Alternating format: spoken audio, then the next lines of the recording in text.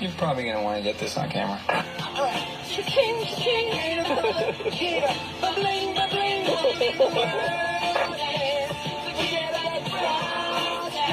I don't want to do it. Dude, I don't want to do it. Okay, are you ready? Okay, come on, do it. Give me a countdown. I will, I promise. We're rolling. I'm going to get the gum. Pull it right out of his mouth.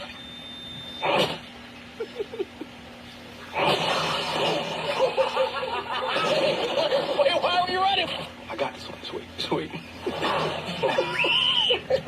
He's just looking at it. This is my theory, though, is that it's like a muscle. Watch this. Dude, holy crap! That's why I think we're getting stronger, you know? She thinks it's so much. Yes, it was the black guy this time. Just working it out. There's nothing stopping us. Where are you going? I'm sorry. That's just so very negative. How is this guy's problem?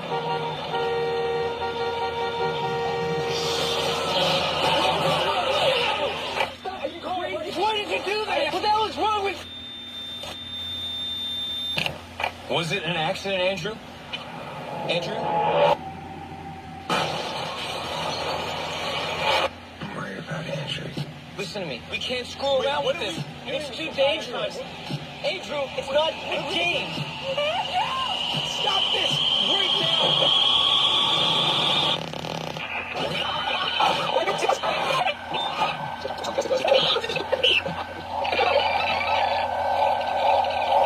Just making that sound. What is that?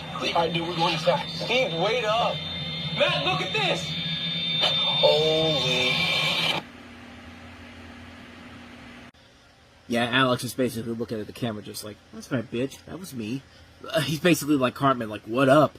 What up with what up? I got nothing else to lose. Like, anyway, welcome to Time About the Movies, everybody. I'm sorry for that opening, but welcome to the show. Today we are taking a look at the 3 films that make up February 3rd, 2012. So, what did people go to the box office to see before we saw the big game between the Giants and Patriots on Sunday? Well, we had the first of the big new releases, and that is Chronicle. Presented as found footage from various cameras. You have Dane DeHaan, Michael B. Jordan, and Alex Russell as a group of Seattle friends. I guess Andrew was the one who was doing that. Sorry, but yeah, I got the names mixed up there. But they play these group of Seattle friends who gain powers, full superhuman abilities, and use them for mischief and personal gain until one of them, Andrew, begins to use his power for darker purposes. And found footage at this point had been used for mostly horror movies, and not a lot of very good ones, like The Devil Inside we just had recently, Apollo 18. Of course, they were more successful with Cloverfield and Paranormal Activity, and even The Blair Witch back in the day. But here's one that's taking it to and using it for something very different outside of the horror movie genre. We'll have another one that takes it outside of the horror film genre with Project X coming up within the next month. And does it work outside of the horror genre? I would like to say yes, it does, because not only does it work here, it works really well. I really enjoyed the hell out of this movie when it came out. And it's a fun idea, taking a superhero movie with found footage and not using the word superhero once at all. Plus, I like the way that the footage is presented through various cameras. I think that's a nice little touch there. You know, one of the big complaints about the movie that you kept hearing about was the idea that the leading girl character has a camera as well. It's pretty unbelievable. And it's just kind of like, she kind of serves the purpose of providing other camera shots when Andrew isn't on screen. I mean, you see all the different cameras going across these characters throughout the course of the movie. And I like the fact that you like all the actors in here. They do a really good job in their roles.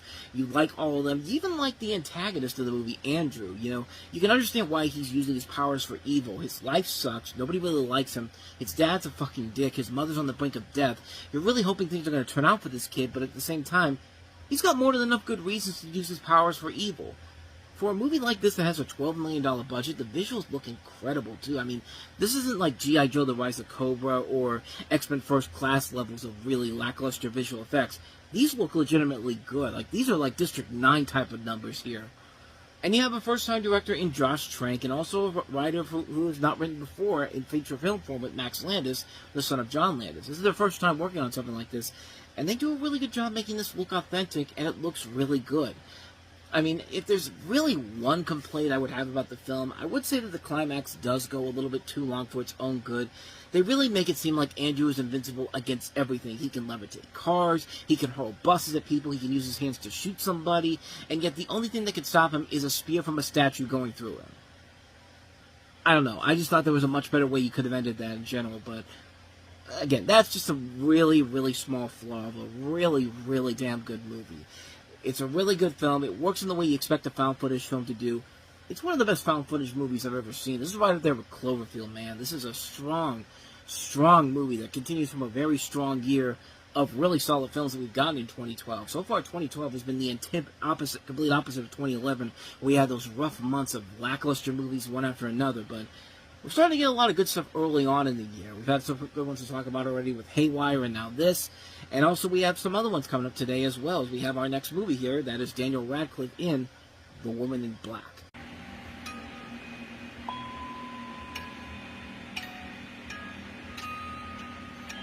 During afternoon tea, there's a shift in the air, a bone-trembling chill that tells you she's there. There are those who believe the whole town is cursed, but the house in the marsh is by far the worst.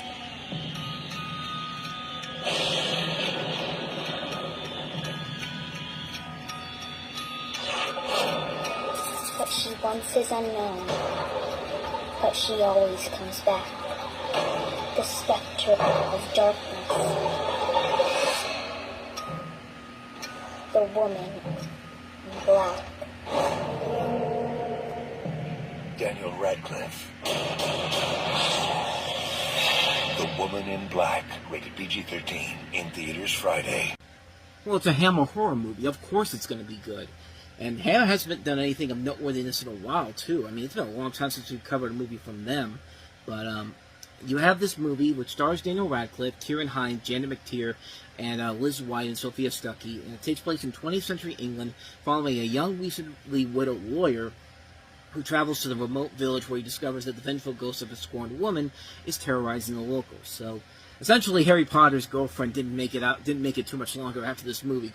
This quite literally was coming out less than 7 months after the Deathly Hallows Part 2 came out. But, okay, cheap little tie-in there. But this is actually a really good movie. This is a film that is very much quite the opposite of what you expect from a modern-day horror movie. You have a great script written by Jane Goldman, who also wrote Kick-Ass. You have James Watkins, the director of this, who also did Speak No Evil. Recently just did, I think he did Speak No Evil, and he's working on Clayface. I mean, the new Clayface movie. So he's a really good director. And it's really cool to see Daniel Radcliffe get out of that Harry Potter motif that he'd been stuck in for the last 11 years. Like, this is a chance for him to really show what his acting abilities are outside of playing that character we've come to know him for. And he makes it work in here. The acting overall is really good. The scares are legitimately good. The atmosphere is great.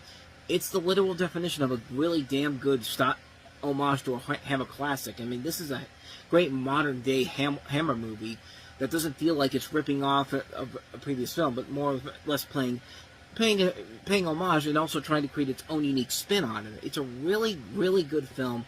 One of the best horror movies I've actually seen, honestly, in more recent years, honestly. I think is that we've had some pretty good movies horror movies in the last couple of years, but this is one of those early ones that makes you think, like, maybe there is a future after all with these horror movies. So, I don't know.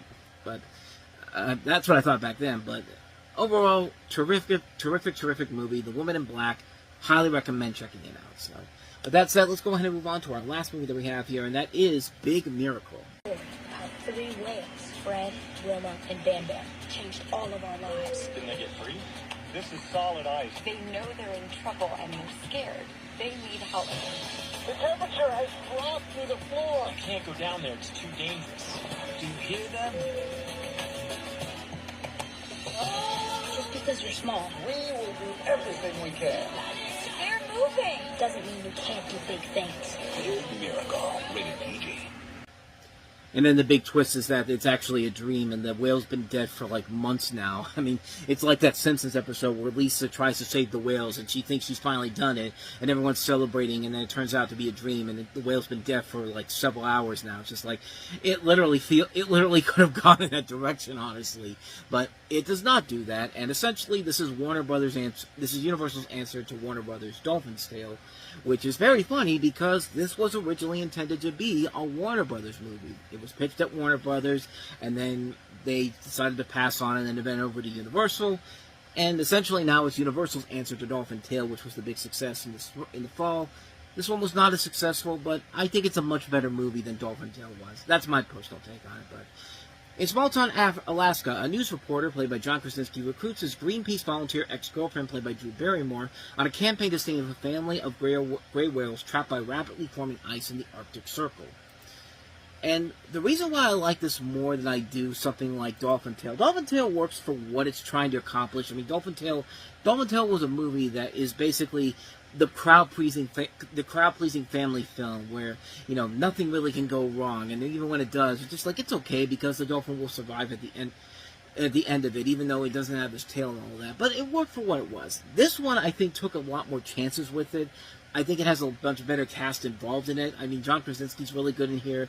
You also have Drew Barrymore, Kristen Bell, Vanessa Shaw, Stephen Root, Ted Danson, Dermot Mulroney, Rob Riggle, Tim Blake Nelson, James LaGrosse, Andrew Daly, John Michael Higgins. And like I said, I think it's a much better story in terms of, you know, they took a real life event that happened, Operation Breakthrough, which was this 1988 international effort to rescue gray whales that were trapped in ice, and this was just before the Exxon Valdez oil spill, and it just works. It's a movie that works really, really well. You do get invested in all the characters. You want to see them succeed in their mission, and you like the fact that they try to do everything they can to accomplish the mission overall. Not everybody survives in this case here. Like, you know, there's one moment where one of the whales dies, and it really is something where, you know, not everything can work out in your favor overall, and it took chances. It takes a lot of chances and really keeps you on the edge of your seat, and I really like that. I really like that the movie didn't just give you a straight-up happy ending for everybody involved. It just works. It works, I think, a whole lot better than something like Dolphin Tale does. Like I said, it wasn't a big box office hit overall. It actually was a flop when it came out, but I think it's definitely a much better movie than Dolphin Tale is. I think it's a much stronger film. I think it's a very enjoyable film. It's one definitely worth checking out. It's rated PG, of course, for language, which if Captain America's watching this, I would stay away from that one. And he knows that that's never going away anytime soon. If you don't know what that means, go back and watch Avengers Age of Ultron, the beginning of it, and you'll know exactly what I'm talking about. And on that kind of a lame joke, we wrap up this episode of Time About the Movies. All about moments and how they change our lives forever.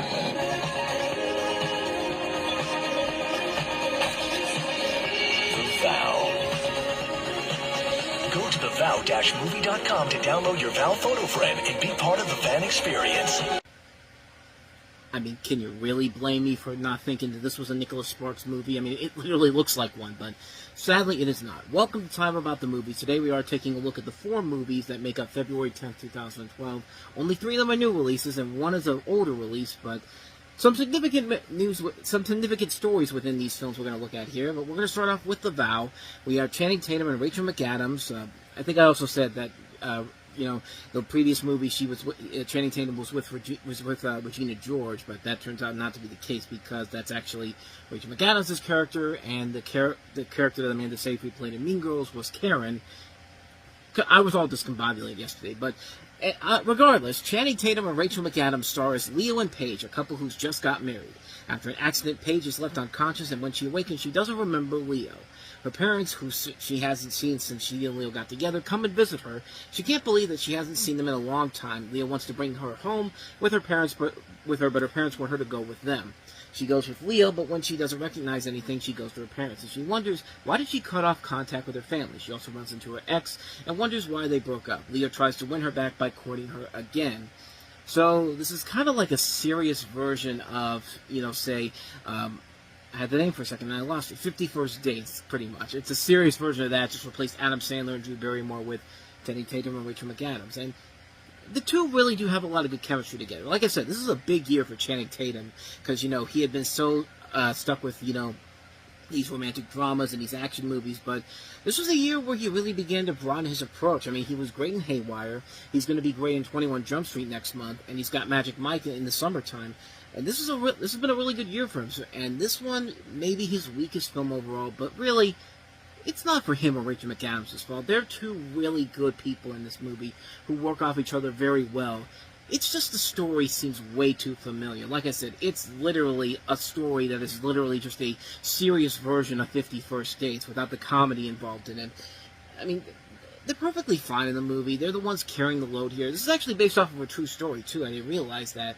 Got good writers on here. Abby Cohen and Mark Silverstein, who did How to Be Single, He's Just Not That Into You. And they also have Jessica Timms, who, of course, made Parenthood, the TV series, and also About a Boy, the TV series. So there is a lot of good talent involved here. Also did Friday Night Lights, the show, too. I mean, the guy's pretty good with adapting movies from TV shows, but as far as the film itself goes, it is exactly what you think it is. It's a movie where you take the date out on Valentine's weekend, and you probably get nookie on the side, you probably get laid, but you're probably not going to remember this movie anytime soon, even though this was a massive hit when it came out. I mean, it made over almost $200 million off of a $30 million budget, so there was clearly an audience for it, but I just didn't see the enjoyment factor out of it. The only thing I really liked about it was Tatum and also Rachel McAdams. I thought they were both very good here. Other than that, though, there's not much more I can really add to it, per se. I wasn't a big fan of it, but it's not a bad movie. For a date night movie, it's fine for what it is, but I probably would never watch it again.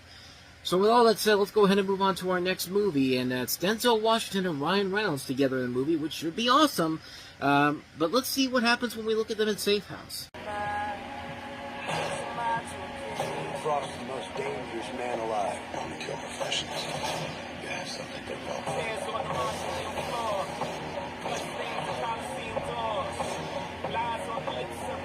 Do I make you nervous? You're not gonna get my head. I'm already in your head.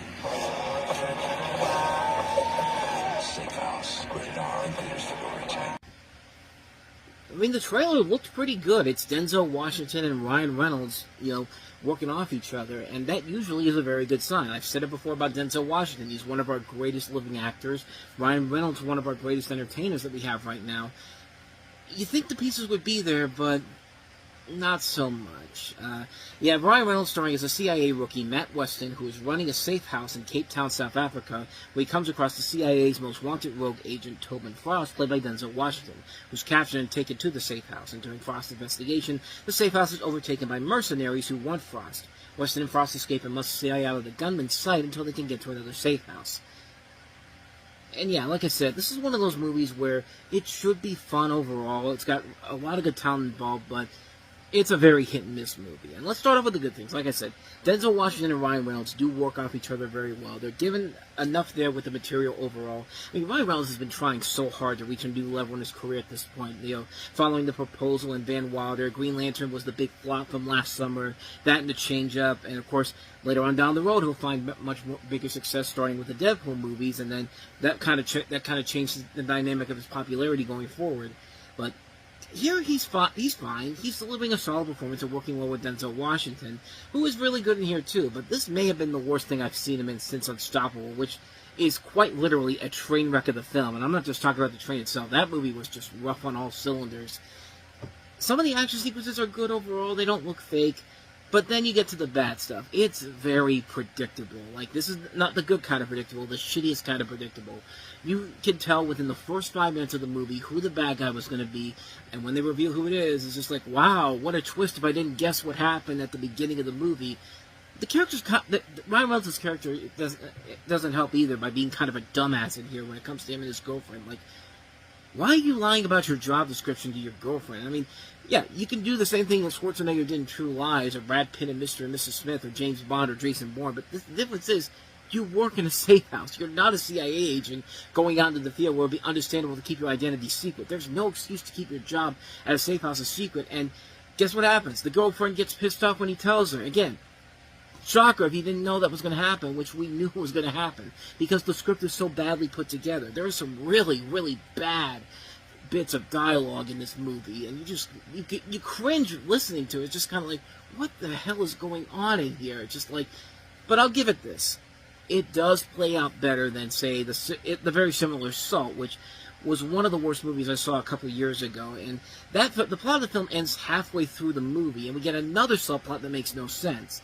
Safe House manages to keep its main plot going all the way to the end. The ending of Salt makes no sense whatsoever. Safe House's ending at least makes a little bit more sense. Salt does the bullshit cop out of it, teasing a sequel that's never going to happen. Safe House doesn't do that. It contains it into one single solitary film.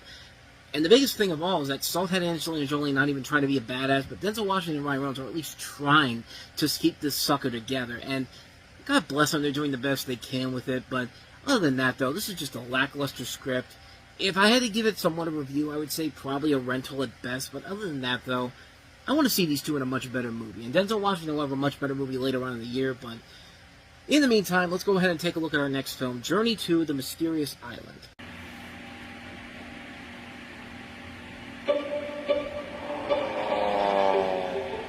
We need someone to take us to an island located here. That's the deadliest part of the ocean. There is no island there. Ooh, baby, easy peasy. Let's go. Oh! That's my security system. I'd rather take the Titanic. Here's the deal. A few nights ago, a radio signal got sent out from the east coordinate. It could be the mysterious island that Jules Verne wrote about. You think you're going to travel halfway around the world and meet up with some lunatic who's messing around on a ham radio? It's not some lunatic. It's my grandfather. He's been looking for Mysterious Island for over half of his life.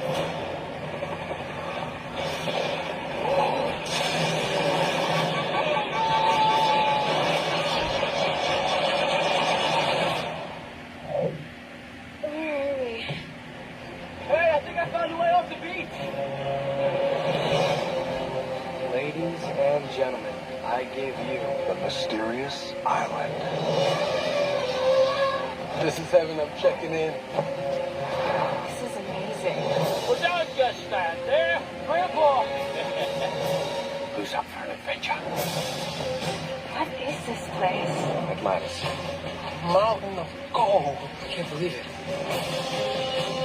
In 2 weeks, we'll be on the cover of Time magazine. This is amazing! Oh! Let me warn you, this island is full of dark jungles and terrifying creatures. That's emasculating. What was that? This island's about to go under. How much time do we have? 2-3 hours. These aren't rocks, they're eggs. We just need to move carefully. Lizards have an incredible sense of smell. Oh! Can we get torn to bits? I'm blaming you. Way to slay the heart.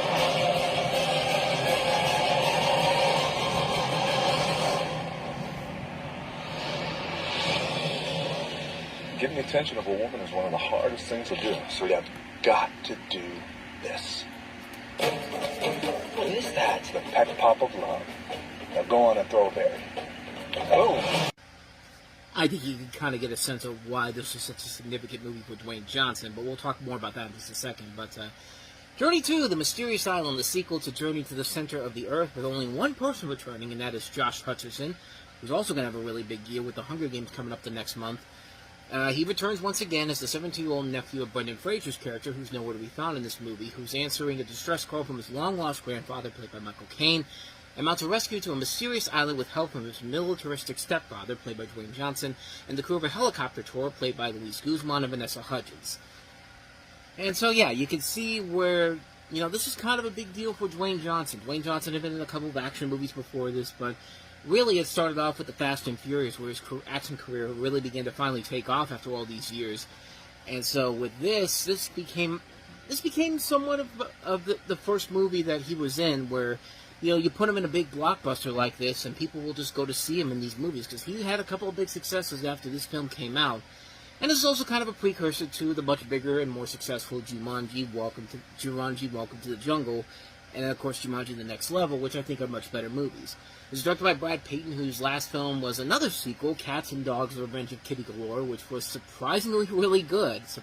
A very, very big, surprisingly good movie. And just like that movie that had a Looney Tunes short in front of it, This also had a Looney Tunes short in front of it. Bang, bang, there. Bullets flying everywhere. I can't stand it any longer. I get weak and they get stronger. Hunters to the right of me. Hunters to the left I see. Over hill and over dale. Bullets whizzing past my tail. There's no rest and there's no peace. Won't you shooting ever cease? Morning, noon, and through the night. That's why I look such a fright. Bang, bang, bang. I'm only 16 yards ahead. Bang, bang, bang. They're shooting straight at me. Woo, woo, woo. They won't let up until I'm dead. Woo, woo, woo. Why can't they let me be? Why don't they have me my roof or chase a reindeer on the loose and possum, chipmunk, caribou, or rabbit for a rabbit stew? Which honestly, I probably would have gone to see the movie had I wanted to see the movie itself, but I don't know. I don't think it was worth going out there just to see that short and then going to see a movie that I thought was not going to be all that great. Because it is not really all that special. I mean, it is kind of on the same wavelength as the first Journey to the Center of the Earth movie was. And I think it does work because the actors are committed to the role in general. Dwayne Johnson in particular I thought was really good in here. But other than that, though, it's kind of like the original movie in general. It's much more brighter, much more colorful. The 3D definitely looks a lot better than it did in the first movie, but I was never really a fan of these movies, honestly. But give this movie its credit where its credit was due, because this was a significant movie for Dwayne Johnson. And, of course, it was part of a big year for Josh Hutcherson, like I said, who have the Hunger Games coming up. And I like the connection that Michael Caine is in this movie, coincidentally, because Brendan Fraser was also, they were both in the Cider House Rules together. And so it kind of ties back in a little bit here, because Brendan Fraser was in the first movie, now you have Michael Caine in this movie, and like I said, nothing really all that amazing about it. For families, it's fine for what it is. It's a kid's adventure film, but it is a precursor to Dwayne Johnson's bigger career going ahead of him overall, so take that for what you will. So, yeah, that's Journey to the Mysterious Island. So let's go ahead and move on to our last movie that we have here, which is a classic, if you want to call it that. I would disagree on that front, but it is one of the biggest successes of the time, coming back to theaters. Star Wars Episode 1, The Phantom Menace in 3D! Last we will reveal ourselves to the Jedi. At last we will have revenge. You have been well trained. There will be no match for you.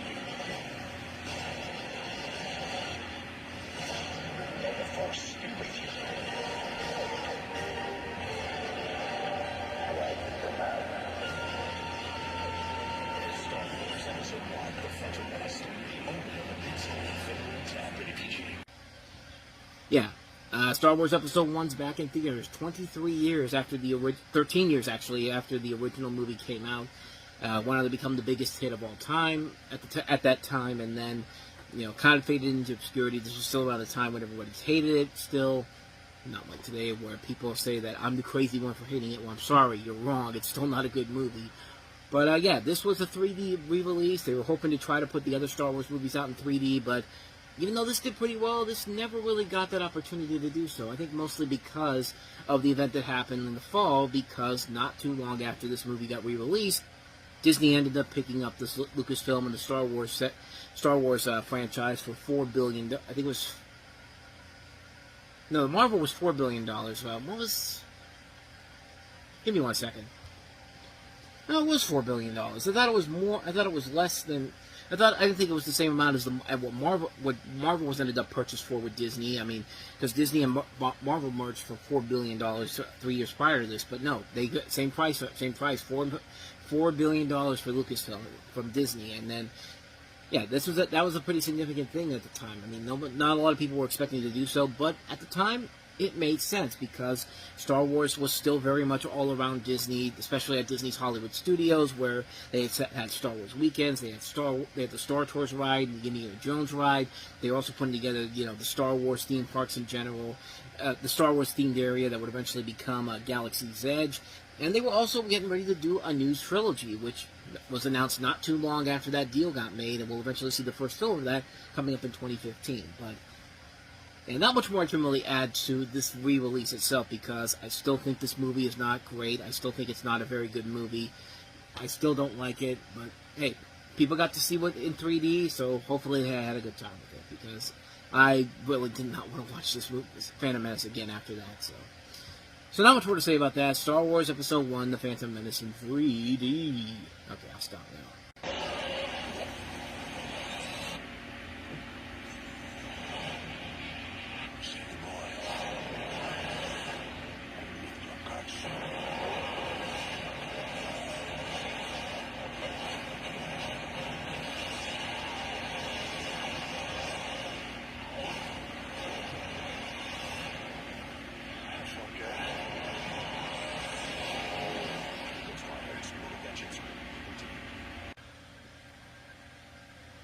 How did you screw this up? Welcome to Time About the Movies. Today we are taking a look at the 3 films for February 17, 2012. And of course we start off with the biggest of the new releases, and that is Ghost Rider: Spirit of Vengeance. And you would think that after the first Ghost Rider movie was a bad film, which despite that made a ton of money, let's bring in the guys who made Crank. The Crank movies are fun films. This can't possibly fail by any means necessary. I mean, it seems like this is the perfect mentality for how to do a Ghost Rider movie with those guys on board. Well, not so much. Johnny Blaze is back once again, played by Nicolas Cage, a man who made a deal with the devil who calls himself Mephistopheles, now played by Kieran Hines, at the time now Rourke. And he's on the run to make sure no one is harmed by his alter ego, the Ghost Rider, and he's approached by a monk named Moro, played by Idris Elba, who tells him that he can help be free of the Rider, but first he needs Johnny's help to protect the boy, which Rourke has plans for, to help him take human form. And yeah, like, you would expect a sequel with people who could clearly have fun with the material with the Crank movies to make a good movie out of this, but no. Oh my god, is this movie bad. This movie is somehow even worse than the original Ghost Rider movie, and I don't know how the hell you do that. Like, this is just terrible. Terrible. Not only do the visual effects look even worse than the original film did, the story is much weaker than the first film. This was written by David S. Goyer, who gave us the Batman movies. I mean, what the hell even happened here? Nicolas Cage, do I even need to say anything about his performance? I mean, at least in the first one he's trying, but here, he does not give zero fucks in his performance at all. Like, Cage keeps making the argument that he's wanted to be a superhero for years now, but he has never shown that he is willing to go all in on this. I mean, like, this is the guy that was going to be Superman at one point. Well, technically he did become Superman, but even he knows that he didn't do anything for that Flash movie. I'm sorry, but you'll never convince me that The Flash is a good movie, not on any day of the week. I get it, this was a much lower budgeted film, but I've seen great action movies that cost less than this film's $57 million budget. Cloverfield, Super 8, District 9, for God's sakes. Hell, we just had one recently, Haywire. And there's another one too, I can't remember which one it was, but there are so many better movies that have smaller budgets than this. Stuff from Marvel, the Blade movies, Punisher, Warzone, look better than this movie did. Look, this is awful. This is an awful, awful movie. To its credit, though, there are a couple of things that are positive. For one, I like Kieran Hines in here. I think he actually is a decent villain, although his evil plan's really not all that great, and it's Idris Elba. Idris Elba usually can carry the load of any bad movie regardless, and I'll give the movie credit. It kept the story short, unlike the last movie. This is only 95 minutes long. It does quickly move. It's basically kind of like vapor. Like it comes through, it goes through your ears and then out the other. So it's like you see it and you automatically forget about it all day. It's afterwards. But this is really, really rough. I can't believe how bad this movie was. But then again, these two also worked on Jonah Hex, which was a movie that they wrote, but it was not a good movie by any means necessary. So maybe they were just not meant to make superhero movies. I think that's probably what the biggest problem with the movie is that nobody really wants to make a Ghost Rider movie that actually is kick-ass. Like, this should have been a much better movie than the horrible first film, but it makes me want to give the first movie pennant for being better than this piece of garbage here. Just, I got nothing else for you. Ghost Rider: Spirit of Vengeance, just no. Just no. Oh, boy. And the mediocrity train continues to roll, and here's the next movie that we have here. This Means War.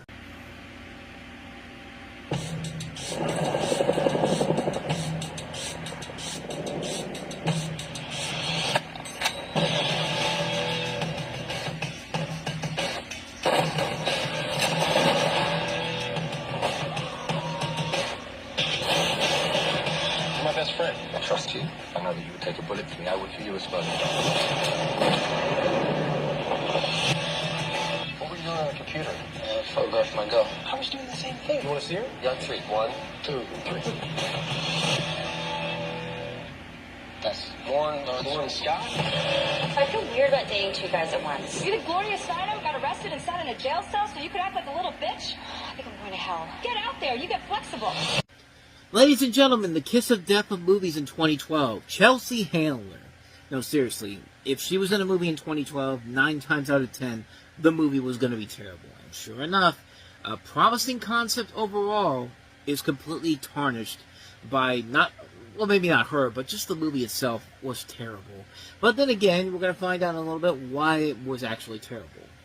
But you follow best friends and CIA agents, FDR, played by Chris Pine, and Tuck Hansen, played by Tom Hardy, who discover that they are dating the same woman, played by Reese Witherspoon. And they're going after a guy played by Till Schreiber. The villain is the villain in this. And you also have Angela Bassett in here. Rebel Wilson also has a cameo in here. Jenny Slate. As I mentioned, Chelsea Handler, Abigail Spencer, Rosemary Harris. So there are good people in this movie. This was originally written as a film that was supposed to be a Martin Lawrence venture. I mean, it was written back in 1998, just after the Martin Lawrence show ended. But I guess the film kind of fell out of production when Lawrence was having his problems behind the scenes, and when I don't know if this was before, it was 1998 was before or after he had that incident where he got naked and started what was it, he had like guns out in front, he was on a highway in California if I'm not mistaken. One, he was branding a pistol in the middle of an intersection on Ventura Boulevard, and two, this was actually a couple years before that, in May of 1996. But he also was in a 3-day coma when he was starring in Big Mama's House, when he collapsed from heat exhaustion while wearing the suit he was in.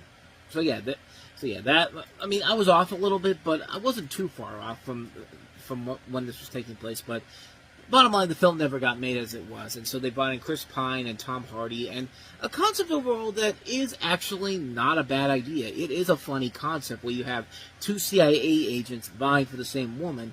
The possibilities overall can work, and these are really good actors who can make it work.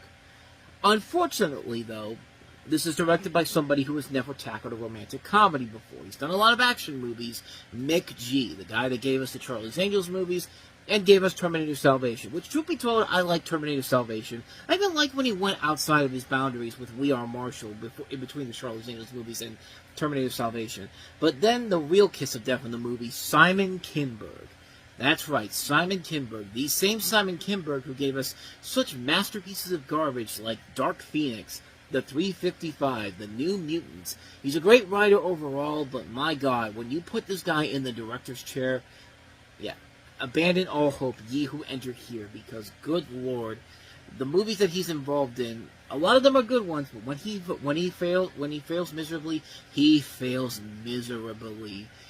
And this movie has just so many things wrong with it, where nothing about it works in the end. You don't have a good director who can handle action and romantic comedies. I mean, the director of James Mangold is somebody who could make that work.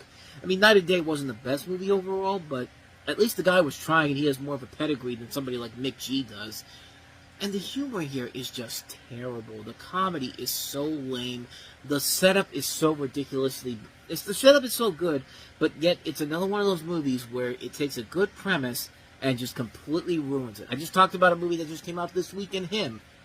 Similar concept here, style over substance. I mean, the movie does look slick and cool, and when it is, the action sequences... It can be a lot of fun to watch. I mean, these are capable actors. It's not the actors' fault the movie is terrible. It's just the script is bad, the direction is terrible. Nobody outside of the cast really knew what the hell they were supposed to do. Even the ending doesn't really make a whole lot of... Actually, no, I take that back. The ending does make sense. They actually filmed 3 different alternate endings to this movie. There was one where Chris Pine gets together with Reese Witherspoon, which, if I'm not mistaken, I think that is the one that they actually went with. And then they did another version where Tom Hardy's character got with Reese Witherspoon.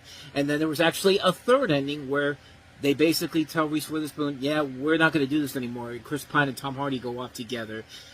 Which, I mean, if you can't even figure out what your ending is going to be at that point, then maybe you need to rewrite the script. The last scene in the movie, though, is pretty bad. It just feels completely random and out of nowhere. Like, I mean, the conflict starts all over again, so it's a ploy for a cheap sequel for a film that they know is not going to make any money and nobody really cares about. This thing did badly with critics. It may have made its money back, but nobody was going to remember this movie after it came out. And what a shocker. Nobody remembered this movie after it came out. It was not a good movie. It was a terrible film. It wasn't funny. It was a waste of these good actors. it took a really fun idea and just completely botched it with a terrible, terrible script and a bad director who can't handle action and romantic comedy together. And it just didn't work. So yeah, we've had some pretty bad movies, but at least we're going to end the show on a much more positive note with our last movie that we have here, and that is Hayao Miyazaki's latest film, The Secret World of Arrietty.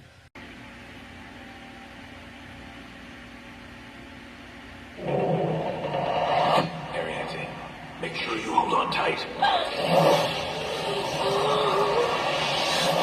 Papa, did you see that? That's my girl. My mother, father, and I are all borrowers. Promise you won't let our daughter get eaten or squashed like a bug.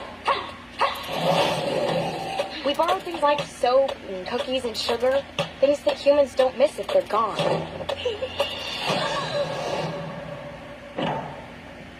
We've been seen, and borrowers are supposed to be seen. No, wait. Don't go. The boy knows that we're here. What? Are we safe?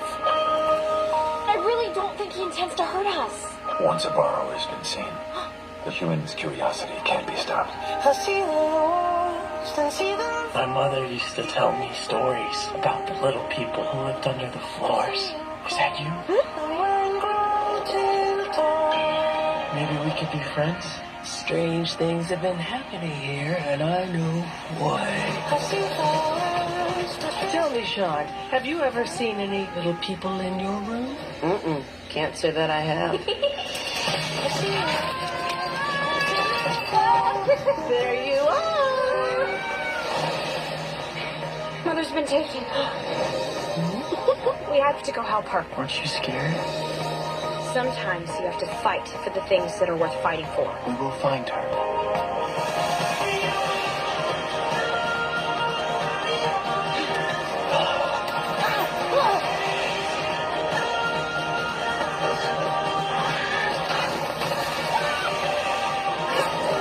Nice try.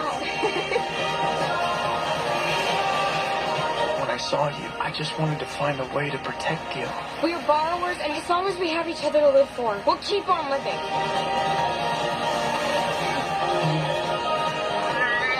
Arrietty, I'll never forget you. Why was taking Papa so long? Why is my first thought always that he got eaten by the cat? What's wrong with me? Well, considering that Amy Poehler and Will Arnett, who were married at the time of this movie's making, she'd probably glad that she would probably be glad if she got eaten by the cat. But yeah, this was a couple years before they eventually split. But I said that this was a Hayao Miyazaki directed film, and I was completely wrong on that. He did write this, but this was I think this was right after he had retired with Ponyo as his last movie as a director, before eventually coming back with The Boy in the Heron, if I'm not mistaken. But he did write the script for this. This is, of course, based off of The Borrowers, of course, which has been readapted into several different movies that we've kind of talked about on the show. We talked about the John Goodman one from '98. There was also one made for TNT back in the day. I think there was actually another one that was made around this time period, but I don't think it was ever released to theaters. But in this movie, you have a young borrower named Arrietty who befriends a human boy while trying to avoid being detected by the other humans. Specifically in this case, I believe it's his aunt, played by his great aunt, played by Carol Burnett. In the dub version, as I mentioned, Amy Poehler and Will Arnett star as the couple in the tiny couple in this, and the young Arrietty is played by Bridget Mendler. And the young boy is David Henry from Phil of the Future. It was Phil of the Future, right? Yeah, Phil of the Future. No, it's Wizard of Waverly Place. But he's notable as Ted's future son on How I Met Your Mother. You also have Moses. Why can't I not say this guy's name? Moses Arias from Hannah Montana. And what's notable about these particular dubbings of this is that in the English version, there's a couple of other notable names you'll notice. Arrietty's played by Saoirse Ronan, who of course went on to star in Atonement and also in Brooklyn. Olivia Colman, who went on to win the Oscar for The Favorite a couple years later. Mark Strong, you know who he is, a great action character actor. But most notably, this was actually the film debut for Tom Holland, who plays Sho in the English dub version. I don't think I need to tell you what Tom Holland would eventually go on to do. He would later go on to star in stuff like The Impossible, and then, of course, In the Heart of the Sea, and then, of course, he would follow that up by playing Spider-Man in the Marvel Cinematic Universe. So, yeah, there you go. Take that for what you will.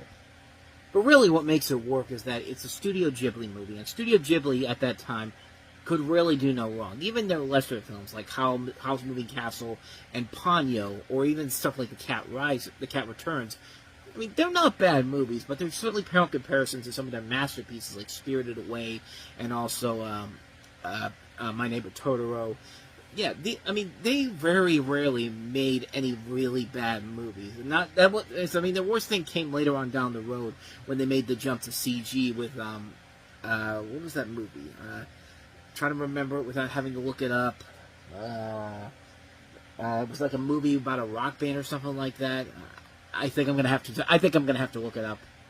Earwig and the Witch. I thought I remembered the name of it, but yeah, that's the worst thing they've ever done. And really, it's not their fault. They just aren't meant to do CG the way they did with that particular movie, because they would eventually come back with The Boy and the Heron after that. But Hayao Miyazaki still brings out really good Japanese animation even after all these years. When we hear about a new project that's using the work of Studio Ghibli, we get excited about it. There was a great Star Wars short that came out a couple years ago with Baby Yoda in it that was done by the Studio Ghibli. They just announced recently a Pokemon short that they're doing with Studio Ghibli, or a show based off of them with Studio Ghibli. We get excited by watching them do this. And yeah, this is a story that's been done to death before, but honestly, with the way they did it, they probably made the best version of the borrowers you could possibly imagine, because it's Studio Ghibli's work, and they very rarely do any wrong. And the movie works very well. The animation is great. The voice acting is really good. The dubbing work is actually very well done. And it's a very engaging storyline and a film that works overall. It's a really good film. Not much more I can really say to it that hasn't already been said already, man. Secret World of Arrietty. Fantastic, fantastic film. Great to check out. If you love Studio Ghibli's work, you're going to love the hell out of this one. Be safe. You know I will. On February 24th, we all have something worth fighting for. Everybody, take my walk this road together. Through the storm. Right on, buddy. Call the war. Set you down.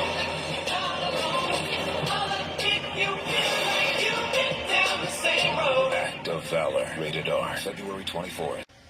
So yeah, you can kind of see both the pros and the cons of this movie that we're going to talk about first off here. Welcome to Time About the Movies. Today we are taking a look at the 5 films that make up February 24, 2012. And our first movie is, of course, Act of Valor. And pretty standard story here. An elite team of Navy SEALs embark on a covert mission to rescue a kidnapped CIA agent. What was most notable about this movie in particular was the fact that they actually brought in real U.S. Navy SEALs and Special Warfare combatant craft crewmen, along with a cast that includes, its biggest name is Rosalind Sanchez, and if that's your biggest name, it's probably not going to be a movie that's going to really warrant enough memorability to it, but it did end up becoming a big hit. It only cost $12 million to make and made $81 million worldwide, so it was a massive hit. It actually got nominated for a Golden Globe for Best Original Song. And the concept overall is a good concept. It's not a bad idea. Unfortunately, it's a movie we've kind of seen done to death before so many times. And this is one of those things where there's a good idea here, but you need a really good, refreshing script overall to really make it stand out in particular. It's a lackluster script. The acting overall isn't that great. From not just the Navy SEALs, but pretty much everybody in this movie really felt like they really did feel like they were not really putting their A game to this film. Like someone had an idea. Hey, it felt like a movie that while these people were on duty, someone said, "Hey, I got a great idea. Let's put one of our missions together and make it into a movie, and we'll stick in Rosalind and some notable actors later on down the road, so there'll be somewhat of a convenient storyline here." I mean, that's my thinking behind it, because, yeah, nobody really feels like they really wanted to be in this movie. There's nothing about the film that really makes it stand out. The action sequences overall aren't really all that impressive, and it really does feel like the type of movie made around the time of, when, Rambo was the big thing. It has that jingoistic type of an approach to it, which is I mean, we hadn't had that in a long, long time, but there's a movie that really does feel like it's pro-America all the way, bro, like, that type of thing, and not in a good way, but, I mean, I'll give them points for the effort. They did try to do something unique and different with it, but it's not enough to save the movie in the long run. At least in my personal opinion, it wasn't, so. A hard skip on Active Hour, unfortunately. Despite a noble effort, just needed a better script overall. So let's go ahead and move on to the next movie, and that is Tyler Perry's Good Deeds. Was completely predictable. I can literally set my watch by Wesley. He always does the same thing. But sometimes My car won't start. it takes something unexpected. Where'd you come from, beautiful?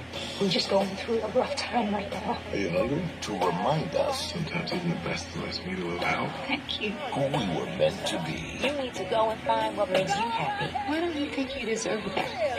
Stand on it! Be counted! Good Deeds, rated PG-13, in theaters February 24th.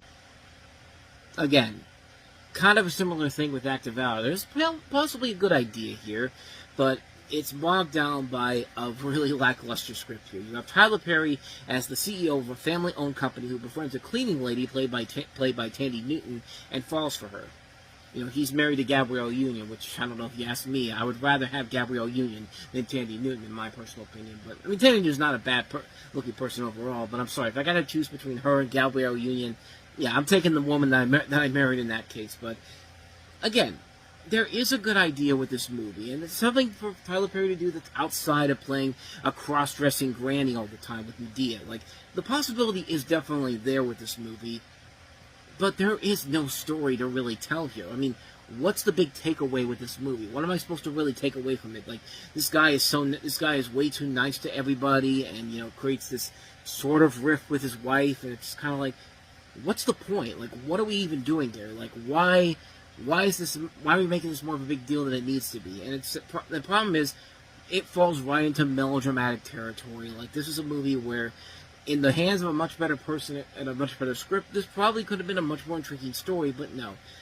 This is a movie that really sticks to Tyler Perry's base audience, and it just, I don't know, it just didn't work for me. It's a film where you get Tyler Perry's trying to do something unique and different with something a little bit different than outside of his norm, but you gotta have a little bit more to it. There has to be that extra oomph in the script that's not just the same movie we see over and over again, and it's just not playing in this movie. It's not a very entertaining film. There's just nothing worth coming out of it. It's a real letdown of a film. It's a film that you think there's so much more to it, but the person involved in it isn't trying to make anything great or anything unique. He's just trying to appeal to his base audience at this point. And even his base audience, I don't think was really attached to this film in particular, because nobody really ever talks about this film all that much since then. I don't know. Maybe they do. I'm not entirely sure, but I personally didn't enjoy this one. So how about we get to a good movie finally? It only took us, 2 movies to get there. Let's take a look at David Wayne's latest film, Wanderlust.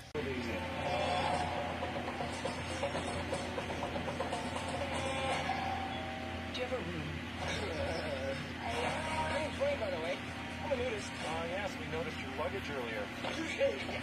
So, I'm light on your bio. Where are you from? Is it cool if maybe we talk about this later? Can't do time. Just suck on it for a while. Mull it over. You never hear that at NBC Suites. You can kind of see why this one didn't play as well as Role Models did. This is one of those movies that I think is specifically tailored more to the Wet Hot American Summer David Wayne audience than the Role Models David Wayne audience. I mean, Role Models was more of a mainstream movie than this film was, and Wet Hot American Summer too. But that doesn't make it a bad movie by any means. You got Jennifer Aniston and Paul Rudd starring as a married couple who try to escape modern society by finding themselves on a commune in Georgia after the economy crashes down on their dreams in New York City. So basically kind of a Did You Hear About the Morgans for Richer or Poorer storyline, except this one actually works. It's very funny, and you see some notable names in the cast, including Justin Theroux, who was married to Jennifer Aniston at the time, Michaela Watkins, Malin Ackerman, Lauren Ambrose, Joe Truglio, Alan Alda, Catherine Hahn, Jordan Peele. Many of the people from the state are in here. I mean, Carrie Kinney from Reno 911.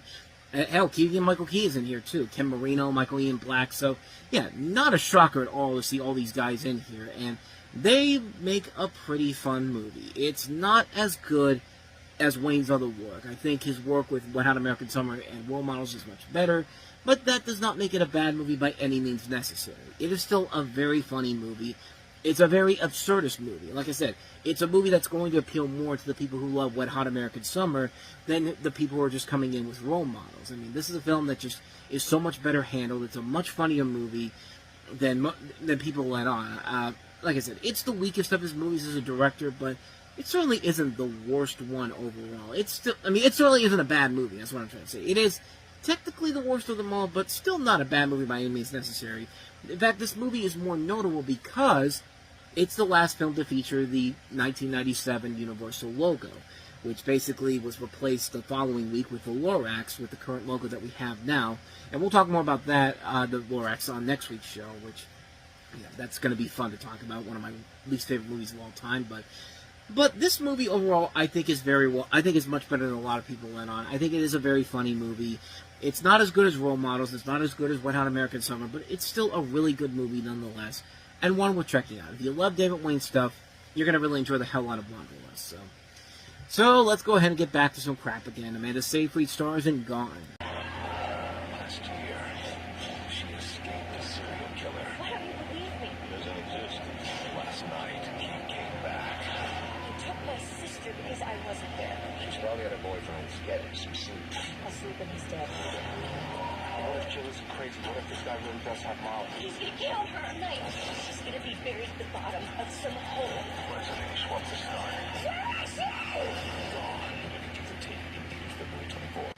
Oh, sweet mother of God, what a disaster this was. In order to sum up how bad this is, I really just need to read this quote that I'm just looking at now from IMDb, from the trivia section. It says, the director, Heitor Dalia, stated to Brazilian newspapers that he had no control over this movie and that all the major decisions were made by the studio. He couldn't even meet actress Amanda Seyfried before shooting to rehearse and prepare for the role. Dalia almost took his name off the project, but in the end decided not to. Let that set the tone for the movie that you've got here, because, yeah, this movie is pretty bad. When her sister disappears, Jill, played by Amanda Seyfried, is convinced the serial killer who kidnapped her 2 years ago has returned, and she sets out to once again face her abductor. This is basically a Lifetime movie blown up for the big screen because we have a big star in Amanda Seyfried, who really should know better than this, man. I mean, whoever was picking roles for her really needed to lose his or her job, because, good lord, she picked some really, really bad movies. Like, this is pretty bad. You have a cast that also includes some notable names: Wes Bentley, Sebastian Stan, Jennifer Carpenter, Joel David Moore, Hunter Parrish, Catherine Moning, Michael Pare. I mean, good talent in here, just a bad script overall. This is literally a film that is something that could have easily been on the Lifetime Movie of the Week. That's how bad it is. Like, if it wasn't Amanda Seyfried, it probably would have been one of these a random up and uncut known actress that you've never even heard of taking that role, and this would have been the Lifetime Movie of the Week with Tim Hunton being the villain, because apparently he's one of those people that plays a villain in a lot of these movies. Or him and Eric Roberts. I didn't think of Eric Roberts, but I digress. There really is nothing more I can say about this movie. This is a pretty terrible movie, and it's not even. I don't even really need to give you a reason why it is. It's a film that literally is nothing new. It's nothing inventive. It wastes a really good actress and a lot of really good talent on garbage scripts that should not be on a big screen whatsoever. It's a studio movie. It's a studio movie that is basically trying to get as much money as you can off the tiniest bit of effort possible, and people weren't stupid enough to buy into it because it was a flop at the box office. And once again, Amanda Seyfried's star power kind of died off a little bit, which is a shame, because I love her. I think she's a terrific actress, but yeah, she picked some really bad movies around this time, and this is just another one that's just kind of like, yeah, there's no reason for you to make this film. You're better than this. Everyone's better than this. So let's go ahead and wrap this up with a really good movie, one of the best hockey comedies that you probably have never even heard of, Sean William Scott in Goon. I'm a hockey player. They call you Thug, for Christ's sake. You've been touched by the fist of God. You're like the Hebrew Dolph Lundgren. My brother, he wants to offer you a contract. You're not here to play hockey. You're here to fight. Right, and Doug, I have 2 rules, man. Stay away from my Percocets, and do you have any Percocets? All right. Boss, ready. I said, hey. He is the master. Ready? Yes, thank you for asking.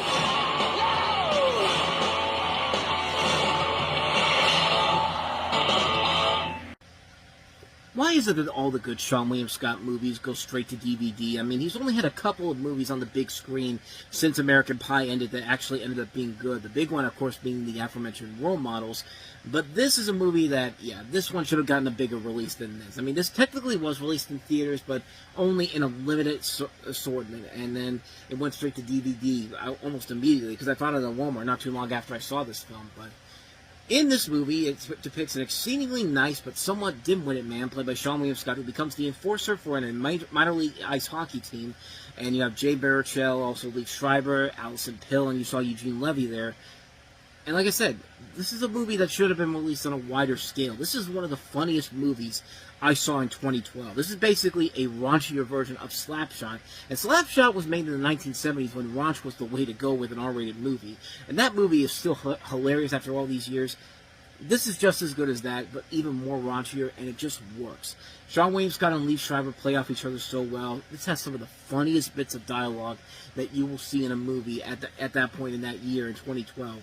I mean, this is a really, really good movie that, I mean, I say not a lot of you may have heard of, but it has gone on to have a loyal following, and even spawned a sequel a couple years later with The Last of the Enforcers, which, actually don't remember how I feel about that one, so I have to go ahead and watch it again before we get to that.